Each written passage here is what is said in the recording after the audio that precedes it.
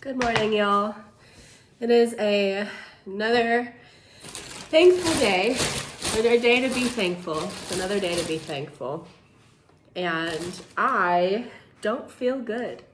Actually, I feel really sick. Well, maybe not really sick. I just, I've been having like a head cold and a lot of sinus issues. And it just had me waking up a little late and feeling a little crummy, but that's all right. We made pizza last night, so I just have some leftover tomatoes and pineapple and all that good stuff that you like to put on pizzas. And I decided to donate them to the chicken objective. And the other stuff will be going into the compost. So I just figured I would take you with me regardless. So I have that is in here. The tomatoes can go to the chickens as well. And I got a dirty kitchen. I'm waiting for the energy to kick in to actually clean it. So let's go. I only have so many hands. Okay, there we go. I think I got it. Let's go give these to, we'll start with the compost because it's closer and then I can have my hands. It's kind of a close-up shot. Okay, so on Amazon, it was like $70, but it's a compost bin that you can turn. And I've actually wanted an in-ground compost bin, but it would be harder to turn, and I figured just with a lot of food waste, I could start with this and see how that goes. But here it is. Pretty nifty, huh? So I'm gonna open this side, and I've put some things, oopsies. Put some things in here already. Like straw and, tomato fell. There's some dirt in there and just some clippings. Put that in there. Put that down here. And then I also added some worms. And I was listening to this podcast called Homesteaders of America. And I was just trying to see like, what do they have that might be beneficial to somebody with compost knowledge, because I don't have much of that. And what is that? Oh, it's a lid. And oopsies.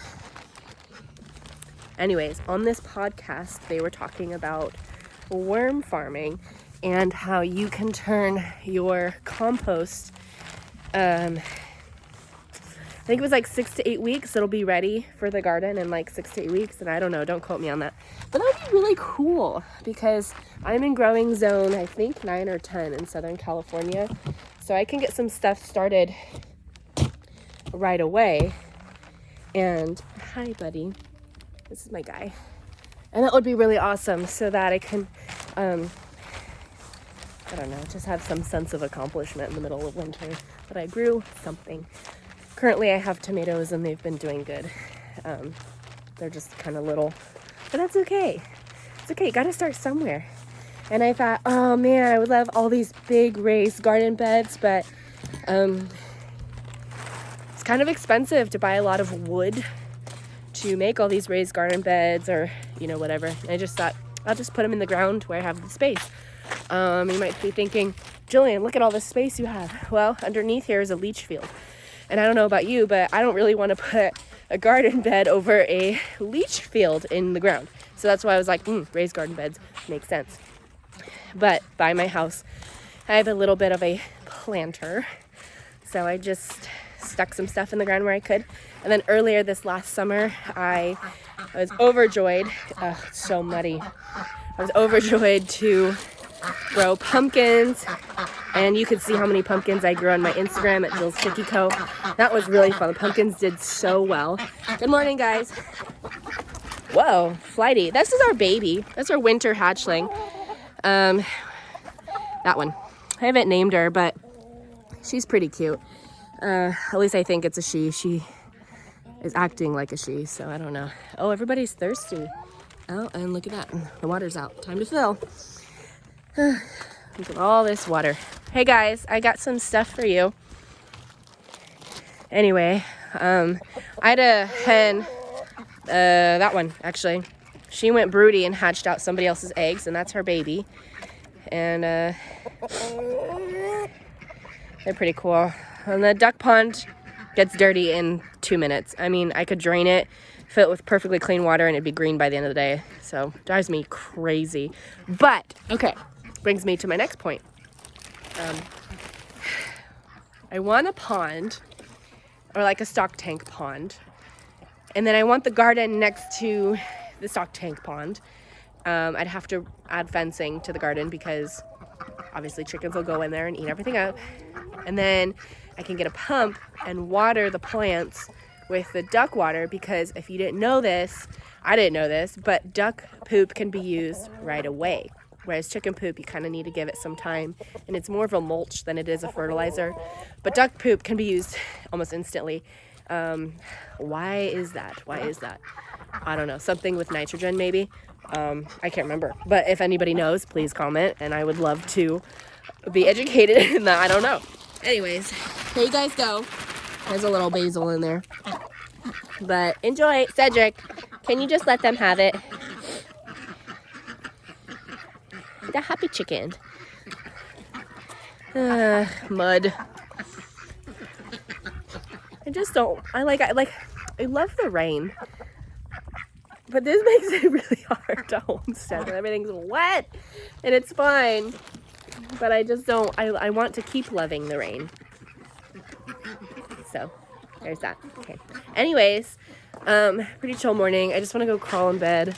Everything's wet. The critters are out. They're all fed. Oh, I should probably fill the feed. I do have a feed bin, but I put it in the coop actually because, well, obviously all the rain, I didn't want it to get wet. But let's take a look at what that is. Actually, I'll just look through the window because the door's pretty thick, and then I gotta crank it open, and it's just a big pain in the butt. Unfortunately, it's empty. So yesterday it was full. That's how it goes. Okay. Good morning. Oh, we got some eggs too, so that's nice.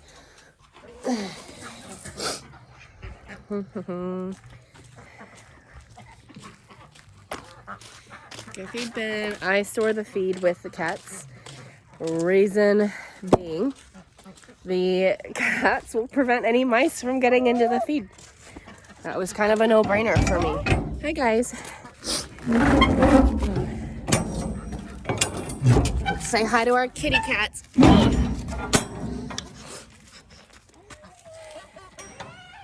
Good morning. Come on, Paco. Paco's kind of a grouch in the morning. Yeah, Bubba's.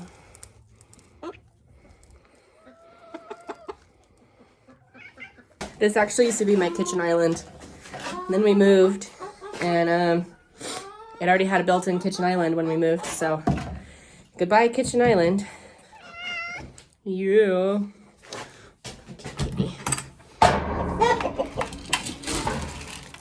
Watch out.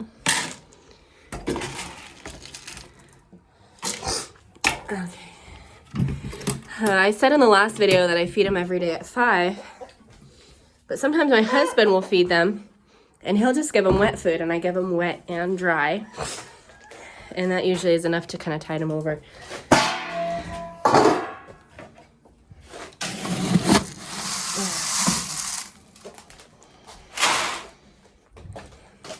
This is what I feed my chickens. It's got no soy, and it's corn-free. And if you ever butcher your chickens, I'm sorry, people don't like the word butcher, but like that's what you're doing.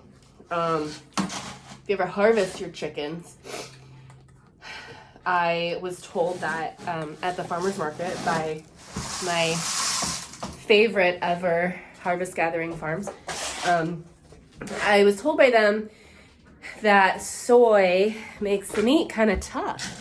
So I stopped feeding my chickens, my birds, soy, and sure enough, the meat stopped being tough. And what I have butchered a couple chickens, and some of them were tough, and after I stopped doing that, they were fine. But I had turkeys. I'd raised turkeys this past year, and they were so good and so tender. And I don't know. I prefer doing that, or I get my meat from the farmer's market because I know how they're cared for. I know the conditions they're in. Who I get it from is, Harvest Gathering Farms, but she's incredibly reputable and has been very helpful in my homesteading journey of teaching me little tips and tricks and stuff. And I just love it. I don't butcher. That's not true. I had one chicken I had to put down. It was very sad. I had to do it myself. But that's a topic for another video, just about the hardships of little things. And I'm small, very small. I've had goats, but I don't have goats anymore. But point being is there's difficult things that you have to do, even for a small little thing like my chickens and stuff, and just how you have to take care of them. And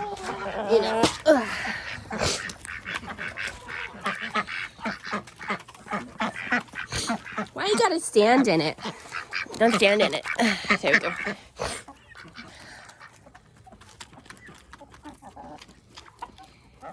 Oh, I was gonna say I take mine to our local butcher shop, and they do it really fast, and they're very humane, and I like them a lot.